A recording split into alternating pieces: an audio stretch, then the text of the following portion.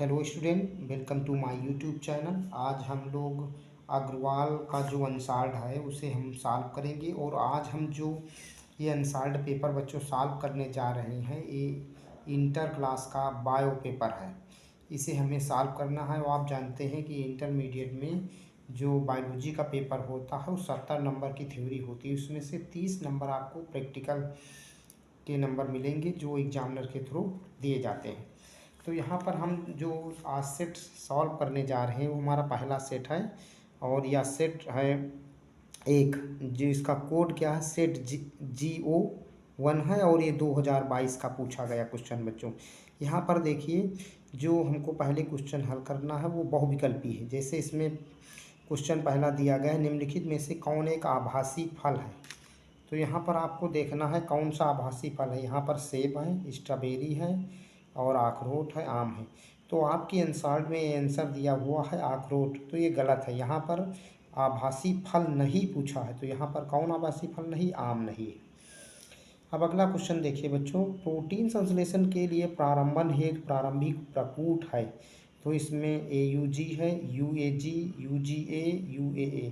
तो AUG प्रारंभन का कार्य करता है या कोडान को प्रारंभ करने का कार्य करता है, कोडिंग को प्रारंभ करने का कार्य करता है। बाकी सभी कोडान स्टॉप कोडान है। अगला क्वेश्चन देखिए बच्चों, निम्नलिखित में से कौन एक जैव निम्नीकरणीय या जैव विघटित प्रदूषक है। तो ये कौन है, इसमें प्लास्टिक है, एस्बेस्टॉस है, वहित मल है, ई कचरा। तो केवल बच्चों इतने ऑप्शन में से वहित मल ही ऐसा एक है जो क्या होगा, जैव अपघटित हो जाएगा, या माइक्रो ऑर्गेनिज्म जिन्हें हम बैक्टीरिया फंजाई कहते हैं उनके द्वारा अपघटित हो जाएगा। बाकी कोई भी अपघटित नहीं होगा। तो यहाँ पर हमारा सही ऑप्शन बच्चों क्या होगा, वहित मल।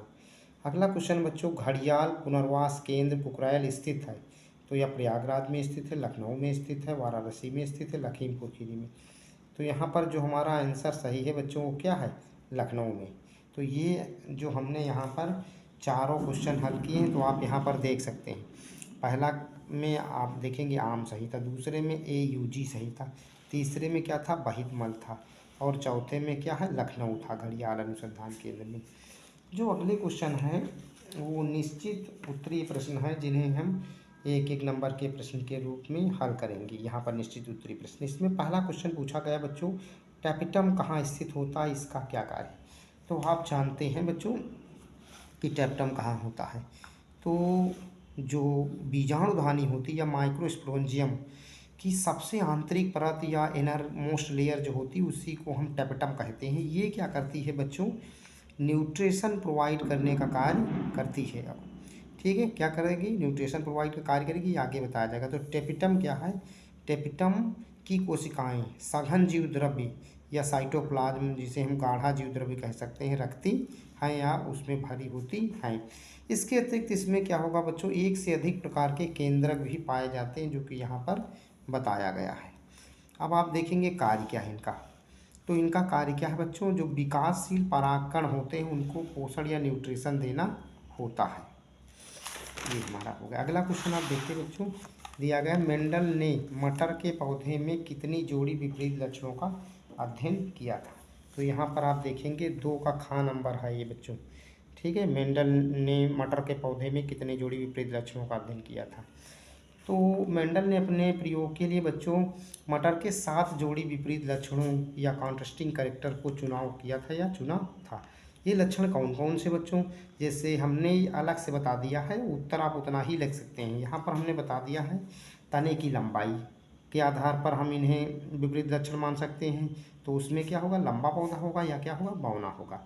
इसी तरह बीजों के रंग के आधार पर पीले बीज वाले हो सकते हैं या हरे बीज वाले हो सकते हैं। यहाँ पर देखेंगे बच्चों बताया गया है बीज की आकृति। तो बीज की आकृति बच्चों राउंडेड या गोल हो सकती है, या क्या होगा, झुर्रीदार या ब्रिंकल्ड होगी। इसी तरह पुष्प का रंग कैसा होगा, बैंगनी हो सकता है, या कैसा हो जाएगा बच्चों, सफ़ेद होता है। पुष्प की स्थिति, तो पुष्प जो है मटर में अच्छी हो सकते हैं या कहाँ अग्रस्त पाए जा सकते हैं। फली का रंग, तो फली का रंग बच्चों कैसा होगा, हरा होगा या पीला हो सकता है। फली का रूप तो फली का रूप कैसा हो जाएगा, फूली हुई फली होगी या पिचकी हुई, जिसे हम संकीर्ण फली कहते हैं, ऐसी हो सकती है। तो ये 7 जोड़ी यही तुलनात्मक लक्षण है जिसके आधार पर मेंडल ने मटर के पौधे पर अपना प्रयोग किया था। अब अगला क्वेश्चन बच्चों देखिए, इसमें पूछा गया है कि किस पैथोजन के कारण एलिफांटियासिस रोग होता है, यह पैथोजन किस संघ से संबंधित है। तो आप यहाँ पर देखेंगे एलिफांटियासिस को हम हाथी पाँव कहते हैं, ठीक है। यह रोग बुचरेरिया बैंक्रोप्टियाई एक नेमेटोड होता है, उसके द्वारा होता है। और यह फैलेगा कैसे, तो यह एक व्यक्ति से दूसरे व्यक्ति में मादा क्यूलेक्स मच्छर के द्वारा फैलता है। और यह संघ नेमेटोडा का क्या है, एक सदस्य है। तो एलिफैंटियासिस या हाथी पाँव रोग बुचरेरिया बैंक्रोप्टी या बैंक्रोप्टियाई नामक पैथोजन से होती है। और इसे फैलाता कौन है, मादा क्यूलेक्स मच्छर फैलाती है। और ये किस संघ का जंतु है, तो ये नेमेटोडा का जंतु है या नेमेटोड्स है। अगला क्वेश्चन बच्चों पूछा गया कि आर डीएनए में से आर क्या है। ठीक, यहाँ पर देखिए आर डीएनए में से आर क्या है। तो आप यहाँ पर देखेंगे कि आर डीएनए में आर क्या है, रिकॉम्बिनेंट डीएनए है। क्या है, रिकॉम्बिनेंट डीएनए है, या हिंदी में हम इसे क्या कह सकते हैं, पुनर्संयोजित डीएनए।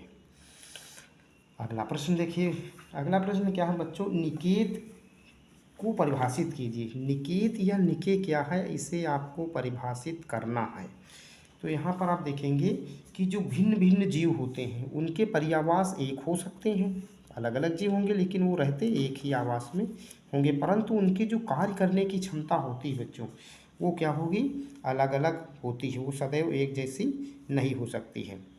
इस प्रोसेस को या इस घटना को ही हम क्या कहते हैं, निकेत कहते हैं। इंग्लिश में हम इसे क्या कहेंगे, functional status of organism is known as niche या निकेत कहते हैं। फिर हमने उदाहरण के लिए माना है कि जैसे जंगल है, उस जंगल में शेर भी रहता, लोमड़ी भी रहती, लेकिन सबकी कार्य क्षमता अलग अलग होती है। आप जानते हैं शेर का प्रभाव पूरे जंगल पर रहता है, जबकि लोमड़ी का नहीं। यहाँ पर आप देखेंगे, आप अगले प्रश्न जो शुरू हैं वो अति लघुत्तरी में या 3 नंबर के क्वेश्चन शुरू हो गए हैं। यहाँ पर पहला क्वेश्चन क्या पूछा गया, आईवीएफ तथा जीआईएफटी का पूरा नाम लिखिए। तो आईवीएफ का मतलब है इन वाइट्रो फर्टिलाइजेशन। क्या होता है, इन वाइट्रो फर्टिलाइजेशन आईवीएफ का फुल नाम है या फुल रूप है। जीआईएफटी का पूरा नाम क्या है बच्चों, गैमीट इंट्रा फैलोपियन ट्रांसफर। क्या कहते हैं, गैमीट इंट्रा फैलोपियन ट्रांसफर कहते हैं।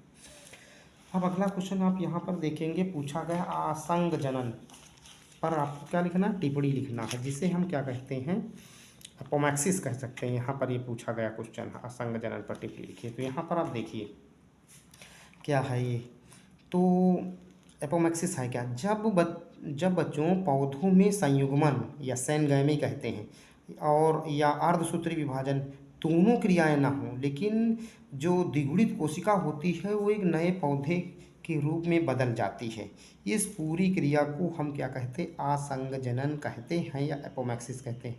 कहने का मतलब बच्चों ये है, पौधों में संयुग्मन या सिनगैमी तथा अर्धसूत्री विभाजन नहीं होता है और जो द्विगुणित कोशिका होगी वो एक नए पौधे का निर्माण कर लेती, इस क्रिया को हम एपोमैक्सिस या आसंगजनन कहते हैं। ये 2 प्रकार का होता है। यहाँ पर देखेंगे बताया गया है बच्चों, कायिक परिवर्धन या वेजिटेटिव प्रोपोगेशन। तो इस पौधे में जड़ तना पत्ती जो होते हैं वो क्या करते हैं, एक नए पौधे का विकास करते हैं और ये क्या कहलाते हैं, जनक पौधे कहलाते हैं। और जो पौधे नए विकसित होंगे जड़ तना पत्ती के द्वारा, वो भी क्या होंगे, एकदम जनक पौधे के समान ही होंगे, उसमें भिन्नता नहीं होगी, जिन्हें हम क्लोन कह सकते हैं। उदाहरण के लिए आप देखेंगे गन्ना, आलू और शकरकंद में ऐसा देखने को मिलता है।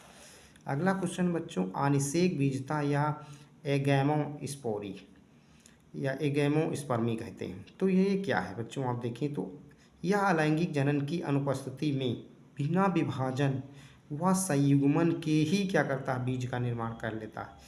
तो ये अलैंगिक जनन की जब अनुपस्थिति है या नहीं होता है तो बिना विभाजन बिना संयुग्मन के ही बीज का निर्माण हो जाता है, इस क्रिया को हम अनिषेक बीजता कहते हैं। ठीक, अब यहाँ पर अगला क्वेश्चन पूछा गया है बच्चों, टर्नर सिंड्रोम और क्लाइनफिल्टर सिंड्रोम जो होते हैं उसमें गुणसूत्रों के बारे में कुछ बताना है कि कितनी संख्या होती है, ये क्वेश्चन है गा नंबर। तो यहाँ पर देखेंगे कि जब किसी मनुष्य में गुणसूत्रों की संख्या बच्चों कम हो जाएगी या ज़्यादा हो जाती है तो इस स्थिति को हम क्या कहते हैं, सिंड्रोम कहते हैं, यहाँ बताया गया है। तो सिंड्रोम 2 प्रकार के होते हैं, टर्नर सिंड्रोम और क्लाइनफिल्टर सिंड्रोम। तो यहाँ पर और कई सिंड्रोम होते हैं, लेकिन हम यहाँ बोर्ड में ही इतना पूछा है।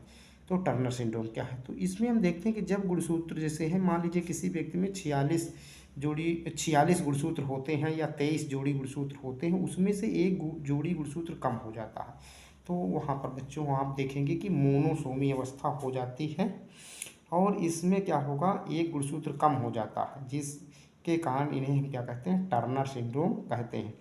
तो इसमें जो गुणसूत्र बचेगा लास्ट जोड़ी में, वो केवल बच्चों एक्स गुणसूत्र होता है। इसके साथ में आप यहाँ पर देखेंगे क्लाइनफिल्टर सिंड्रोम क्या है। तो जब किसी व्यक्ति में क्या होगा बच्चों, जब किसी व्यक्ति में लिंग गुणसूत्रों की संख्या 2 के स्थान पर 3 हो जाती है। कहने का मतलब ये है बच्चों, इसमें ट्राइसोमी होती है, अर्थात यहाँ पर XXY गुणसूत्र या 44 प्लस XXY या 47 गुणसूत्र हो जाते हैं। इस स्थिति को हम क्लाइनफिल्टर सिंड्रोम कहते हैं। क्लाइनफिल्टर सिंड्रोम में स्त्री या पुरुष दोनों के लक्षण पाए जाते हैं। अब यहाँ पर अगला क्वेश्चन बच्चों देखेंगे, बताया गया है कि एल्कोहल दुरुपयोग के कुप्रभाव क्या है। जैसे आप एल्कोहल ले रहे हैं, आवश्यकता से अधिक ले लेंगे, तो उसके दुरुपयोग के क्या प्रभाव पड़ते हैं। तो आप जानते हैं कि एल्कोहल या ड्रग्स जो होती है वो हानिकारक प्रभाव हमारे शरीर पर डालती है या व्यक्ति के ऊपर डालती है, इसके कई प्रभाव होते हैं। पहला यही देखेंगे कि एल्कोहल या ड्रग्स का सेवन करने वाले व्यक्ति का लीवर और तंत्रिका तंत्र जल्द ही नष्ट हो जाते हैं। आप देखेंगे ऐसे व्यक्ति में लीवर, किडनी और दूसरे अंग या तंत्रिका तंत्र बहुत जल्दी नष्ट हो जाता है। फिर आप देखेंगे ऐसे व्यक्ति क्या होते हैं, डिप्रेशन, थकान, वजन का कम होना आदि लक्षणों से ग्रसित पाए जाते हैं। तीसरे नंबर पर देखेंगे, इसमें परिवार जो होगा में धन का अभाव हो जाता है, क्योंकि वो दारू या अल्कोहल पीते रहते हैं, जिससे पैसे की समस्या बनी रहती है। फिर परिवार में आए दिन लड़ाई झगड़े आपको देखते मिलेंगे, परिवार में कलह की भावना बनी रहती है। समाज के प्रति भी ऐसे व्यक्तियों का व्यवहार सदैव बदल जाता है या बदला हुआ दिखता है। अगला हमारा क्वेश्चन है बच्चों, जैव विविधता हॉटस्पॉट से क्या आशय है। ये यहाँ पर पूछा गया क्वेश्चन क्या है, जैव विविधता, ठीक है, या हम इन्हें क्या कह सकते हैं, हॉटस्पॉट से क्या आशय है। तो आप जानते हैं कि जैव विविधता जो है, उस शब्द का प्रयोग सबसे पहले WG रोजेन नामक साइंटिस्ट ने या वैज्ञानिक ने 1985 में किया था। ठीक, अब इस शब्द का प्रयोग किया जैव विविधता, तो ये है क्या जैव विविधता। जैव विविधता शब्द का प्रयोग किसने किया, WG रोजेन नामक वैज्ञानिक ने किया था। कब, 1985 में। अब हॉटस्पॉट क्या है, हॉटस्पॉट इसे हम रक्त तप्त स्थल भी कह सकते हैं। तो देखिए है क्या, सर्वाधिक जैव विविधता वाले ऐसे क्षेत्र जिनमें अनेक, ठीक है, स्थानिक जातियां पाई जाती हैं, उन्हें हॉटस्पॉट कहते हैं। या आवास तेजी से बच्चों क्या हो सकते हैं, क्षतिग्रस्त होने की संभावना हो सकती है। कहने का मतलब हॉटस्पॉट वही क्षेत्र होते हैं जिनमें बहुत अधिक प्रकार की जातियां पाई जाती हैं, जैसे कुत्ता, बिल्ली, गाय, भैंस, भालू और दूसरे जीव जंतु की तमाम जंतुओं की जातियां पाई जाएं, तब ऐसे क्षेत्र को हम क्या कहते हैं, हॉटस्पॉट कहते हैं। और हॉटस्पॉट शब्द का प्रयोग या संकल्पना किसने की, तो नॉर्मन मेयर नामक वैज्ञानिक ने 1988 में प्रस्तुत की थी। ठीक है, किसने प्रस्तुत की, एक वैज्ञानिक थे नॉर्मन मेयर, उन्होंने प्रस्तुत किया था। आप जानते हैं विश्व में कुल 25, यहाँ पर 25 बताया गया हॉटस्पॉट हैं। इनमें से प्रमुख जो स्पॉट क्षेत्र भारत में है, आप जानते हैं इंडो बर्मा है, पश्चिमी घाट है हिमालय का, और का पूर्वी घाट हिमालय के हैं। तो बच्चों यहाँ पर आपको 3 नंबर के सभी पार्ट भेज दिए गए हैं। अगले वीडियो में आपको 4 नंबर के क्वेश्चन मिलेंगे। अगर आपको वीडियो अच्छी लगी तो इसे लाइक कर लेना और चैनल को सब्सक्राइब कर देना, तथा सभी बच्चों को ये बात बता देना कि हमारे उसमें क्लास में अनसॉल्व्ड हल होने लगी है, और सभी लोग अनसॉल्व्ड हल करके अच्छे नंबर 2024 के एग्ज़ाम में पाएँ।